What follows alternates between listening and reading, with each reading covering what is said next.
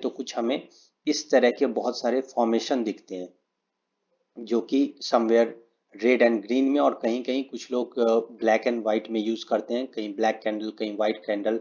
यहाँ पे हम red and green of the version समझेंगे।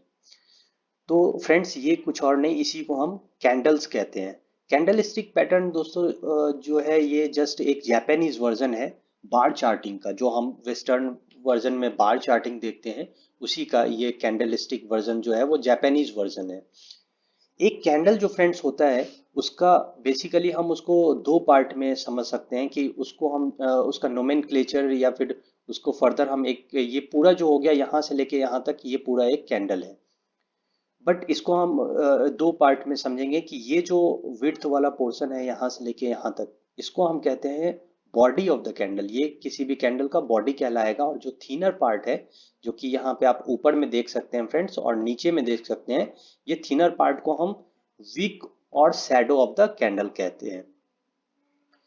फ्रेंड्स किसी भी कैंडल को जब हम एक चार्ट पे देखते हैं तो उसको हम देखते ही हमें उस कैंडल से रिलेटेड उसका चार चीज हमें पता चल पाता है कि for the particular time frame, एक किसी भी टाइम फ्रेम, जिस टाइम फ्रेम के लिए हम वो चार्ट देख रहे हैं, उस टाइम फ्रेम में उस पर्टिकुलर शेयर के लिए जो है वो ओपन प्राइस क्या था, क्लोज प्राइस क्या था, लोअर प्राइस क्या था for that time frame, and highest price क्या था।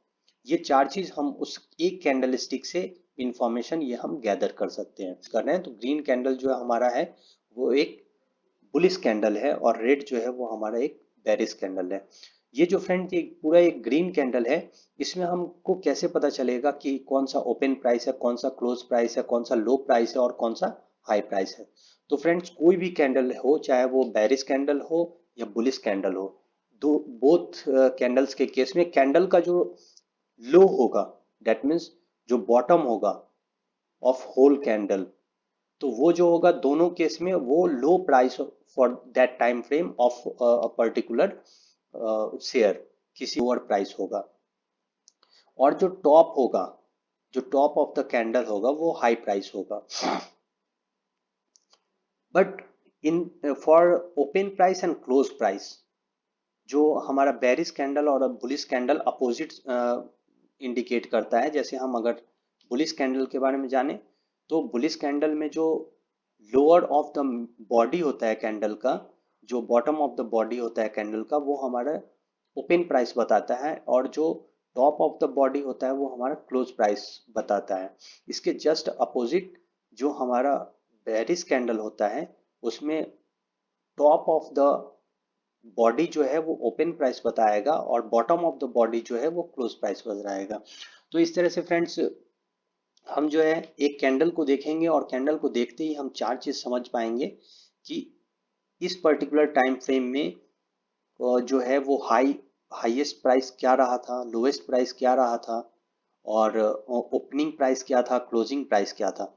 फ्रेंड्स कोई ज़रूरी नहीं है कि हमेशा ऐसा ही कुछ कैंडल दिखेगा। कभी आपको जो है वो ऊपर का विक नहीं दिखेगा, कभी नीचे का विक नहीं दिखेगा, कभी मे भी दोनों ही ना दिखे, कभी सिर्फ बॉडी दिखेगा।